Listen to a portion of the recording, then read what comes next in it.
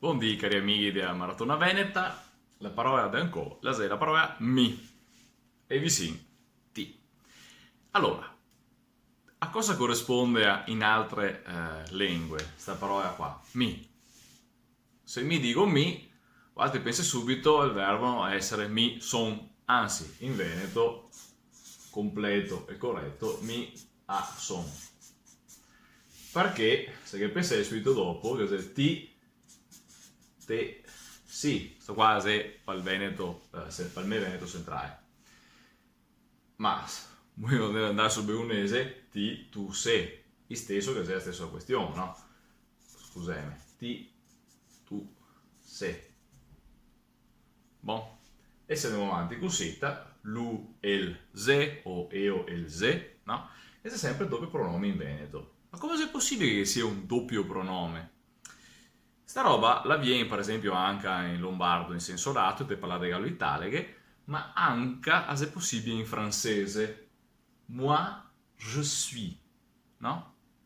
E specialmente ha una marcatura del registro alto, quindi parlori dire moi je suis, toi tu es, lei è ha una, come si dice, lei è del livello più alto, il livello di lingua, ma ha anche una marcatura, ad esempio, pragmatica, enfatica. In tal caso che mi voglio fare vedere, lei è proprio sta parola qua, mi, che mi è capitata una volta parlando sui percorsi di lingua veneta sulle scuole, l'insegnante mi ha detto, professoressa, mi ha detto, ma lei qui confonde il pronome oggetto con il pronome soggetto. E mi ha guardato, come dire, ma cioè, è evidente che se dico mi avao casa, quello è un pronome soggetto. No, insisteva che è un pronome oggetto. Dopo ho capito perché e ho capito anche quanto che sia grave analizzare il Veneto credendo che sia un dialetto dell'italiano. Nota che ne viene fuori, te capire mai cosa che lei. Se te pensi che un leone sia più un gatto cresciuto tanto, se fa dire che ti riesci a capire i suoi comportamenti. Quello che in Veneto è, vediamo, mi, co, ti e ti, co, mi.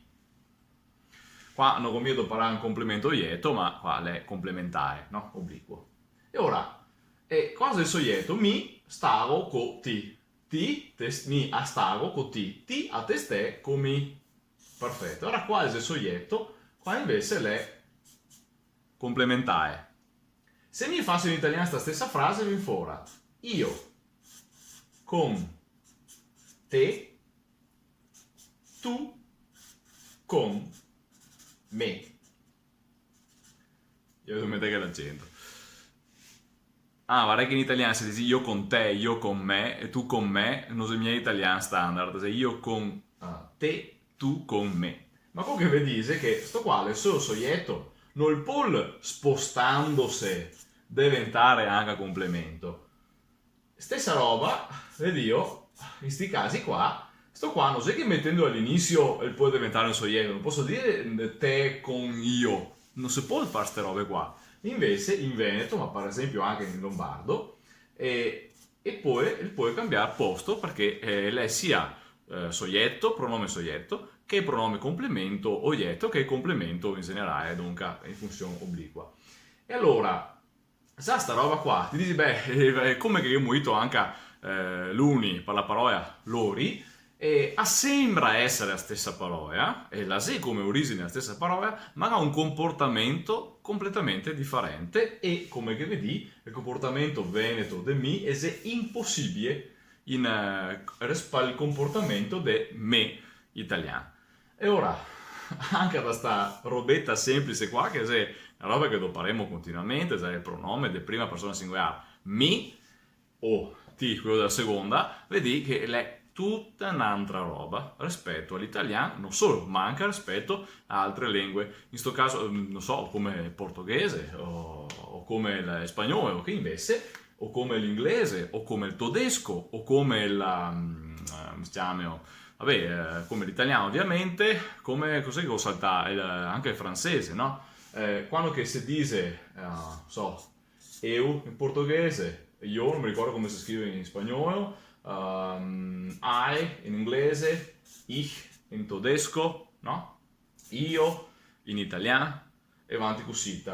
E invece gli altri abbiamo mi come pronome soggetto, anche se bisogna dire che dal latino ego, che se venisse fuori tutte queste robe qua, ovviamente a parte l'inglese, quando andiamo sull'indoeuropeo, ok? Dal latino ego, se viene sto fuori l'italiano io, e in Veneto invece catemo il pronome i, per esempio in Istro Veneto, il pronome e in tel Veneto rinascimentale, seccata, e quello che ancora è a. Quando utilizziamo mi, a, vo, ecco, sto a e corrisponde a io, e invece il mi è il nuovo soggetto veneto che viene fuori in realtà dal complemento oggetto. È una roba difficile? Sì!